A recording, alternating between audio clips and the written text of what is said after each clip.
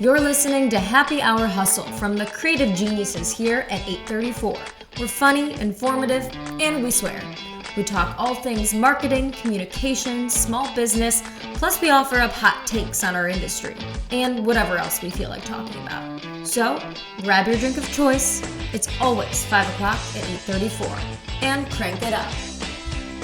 Hey there, hustlers. The 2024 Summer Olympics are underway now in Paris. And we are so excited to be talking to a real-life Olympic athlete on the show this week.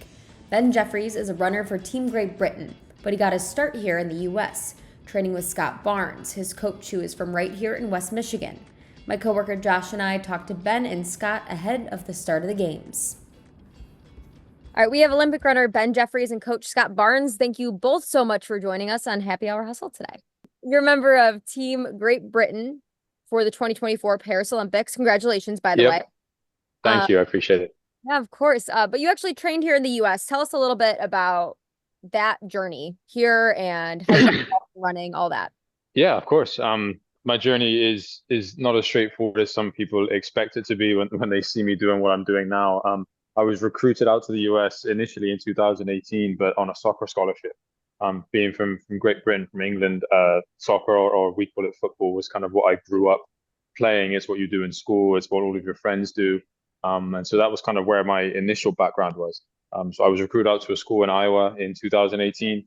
I did a full year of being on the soccer team, started looking down the route of other ways to bring my cost of attendance down.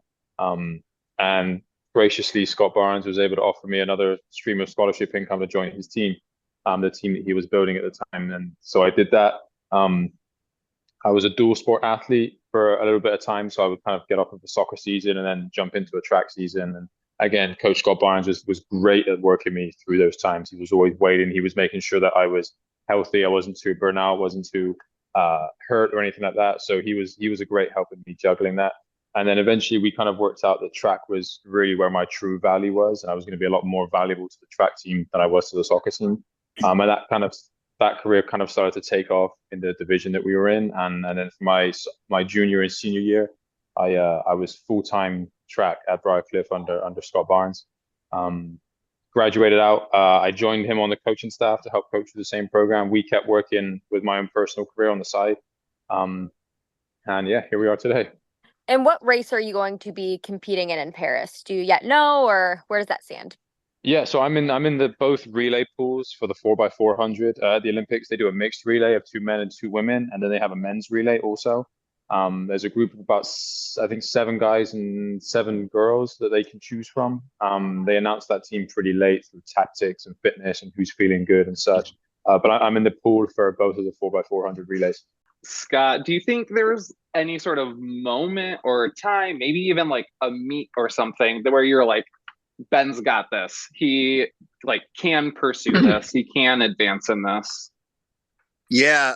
So a little bit of Ben's background too. He had some experience jumping in the past when he was a little kid, and so originally his first event, the first meet, he came out and did the long jump, and he won at Buena Vista with flying colors. We kind of already had an idea that we were going to move him to sprints. We just hadn't told him yet because we didn't want to spook him, him being such a talented jumper. And basically the conversation went, well, good job, but you're running the 200 next meet. And I'd call him going, well, okay. He's like, I'll do whatever you guys want, but did I do something wrong? No, you won. It's just, just trust us. So, okay. So then we do the 200 at the next meet, and he wins that in flying colors. And we tell him we're moving to the 4. Now he's a little puzzled, like, okay, what the heck? Am I just going to do every event imaginable? But the reason behind it, and then obviously he did the 4 and just ran a ridiculously fast time for his first outing. And you can, after coaching, a lot of athletes, you can kind of see early on, especially with really talented individuals, where they're where their best skill set is going to be. It can sometimes be a tough conversation because some of these individuals are very good in other events, and that's what they've done. Luckily, in a sense for us, Ben hadn't had a ton of experience, so he was very open to trying new things. It kind of just went from there. But, by the time after his first season, he taken 4th in the country after only running the 400 for a couple months.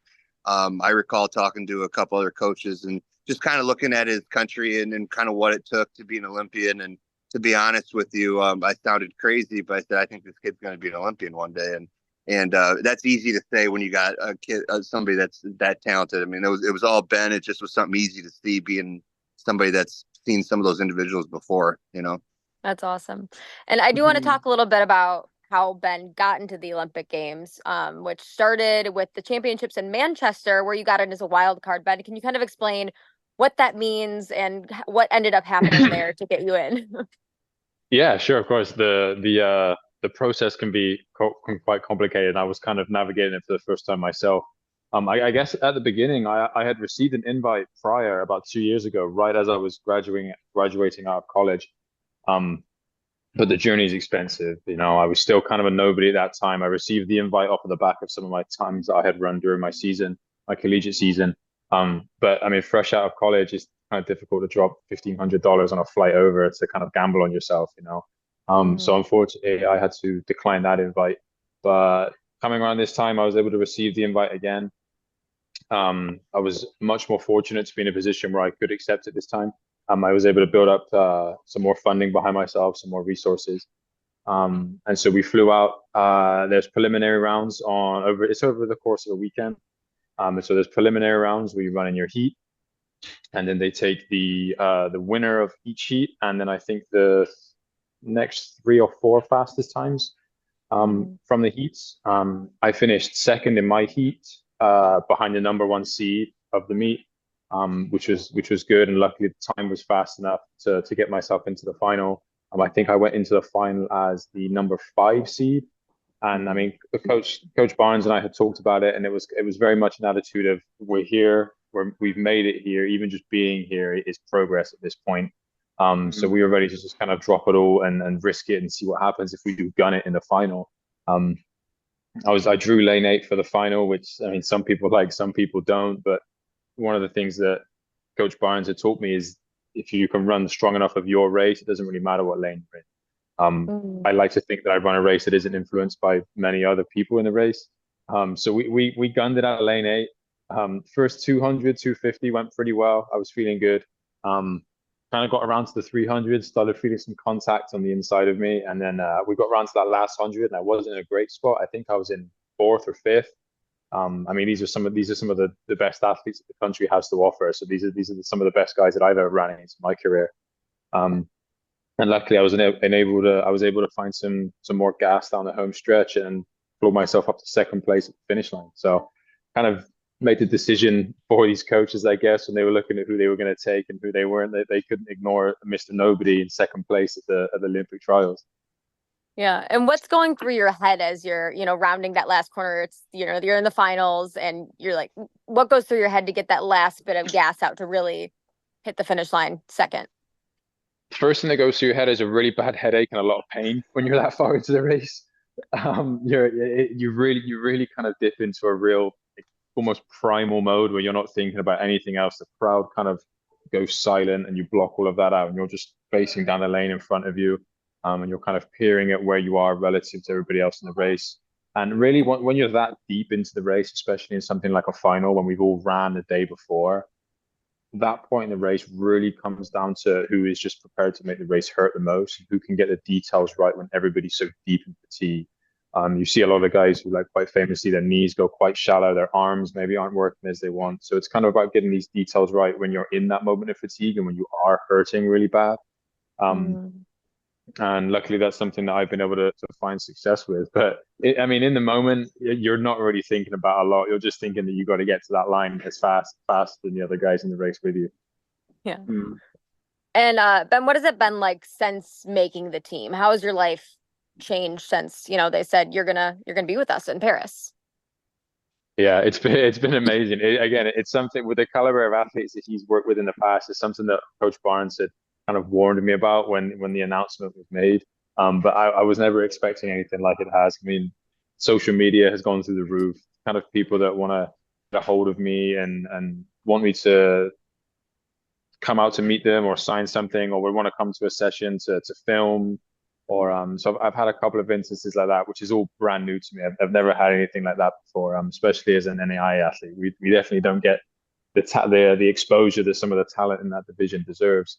But I mean, it's been amazing. I'm around guys now currently that I've followed on Instagram and Twitter and that I've seen doing their thing for a while. So to be stood next to them and just kind of walking around town and eating breakfast and dinner and lunch with them today is something that you don't forget about when you're here. It's a very surreal moment.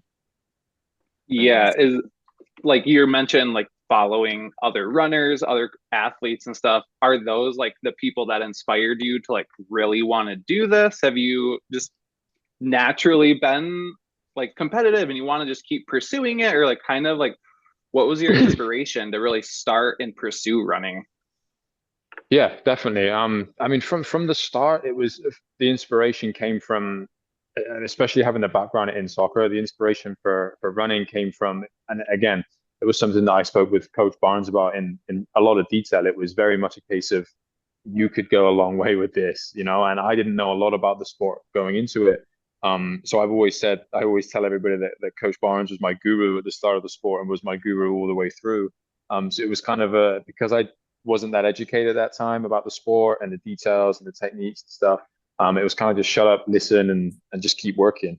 And so that's what it was. And then we kind of got to a point after a while where, again, some of these guys that I'm following on Instagram, you kind of start to realize that your times are a lot closer than what you think they should be. These guys that you're kind of putting on a pedestal and you're seeing at these different championships and stuff. Obviously, you're not equal with them or better than them, but your times are right there. They're a lot Like closer I than what you could compete with these people. Yeah, like if I was in a race with these guys, I don't think it would be embarrassing. You know, I'm not going to be way behind. I don't I'm not think I going to would get beat them. lapped. Yeah, I don't think I would beat them in any sense. But if the camera's following them in first place, I might be on the edge of the screen, just at the back a little bit. You know, it's not going to be totally embarrassing, and so that kind of helps you with the next steps and stepping up your training. And then I'm somebody personally myself that whatever I do, and it was much the same when I was starting with Coach Barnes. I mean, I'm researching everything at night. I'm researching what track athletes eat, how their sessions run, what's the best way for track athletes to recover, because that's very different to what I was used to in the soccer side of things. I was researching the best footwear, the best warm-ups, all of this stuff. And I was studying exercise physiology at college too. So I had a lot of that research and that kind of body physical knowledge background. So I like to apply all of that into what I can do. And I've always been one to whatever I do, I'm going to do it to the highest degree. And obviously any Olympian's done a ton of work training. I know that's a huge part of it. So Scott, Coach Barnes, I feel like I need to call you coach now. How do you ensure Ben is prepared for a moment like this, or any athletes prepared for a moment like this? Well, I think basically really what it comes down to, my grandpa used to say this all the time when people got to high end, either competitions, whether it was a team sport or an individual sport, is don't forget what got you there. And I think sometimes people assume that, you know, the better you get, well, that means we just got to work harder and harder and harder. And in a sense, that's true, but it's work smarter, not harder.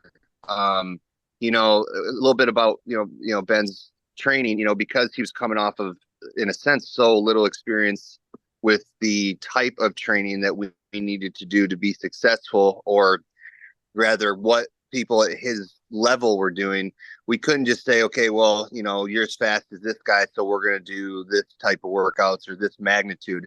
It was actually baby steps. You know, we had to go slow. We couldn't get greedy with the fact that he was doing so well, because that's how people get hurt and they get burnt out. Not to mention, like he said, he was a dual sport athlete. So fast forward to where he is now, you know, and he's to the point where he's doing the magnitude and the style of workouts that people of his caliber are doing, not to maybe the highest extreme of people that have been doing it for 15 years or so, but he's starting to breach into that. But again, got to remember what, you know, just remember what got us there and what we've done to get there, and know that it's working, and it's a thing you got to be patient with and not overstep and push it, because obviously it's ultimately Ben's choice, but you know, with what he's showing, you know, this thing is not going to end next year. I mean, we're looking at, you know, Olympics in 4 years in LA, and right, you know, hopefully further on than that. So got to look at the big picture and not get too greedy too quick. And he's been great at listening to that. And like he just said, he's so well educated in how the body and the system works. I've never, ever had an athlete that's been as resilient about learning things, being good to his body, understanding what he can and can't do, trusting the process.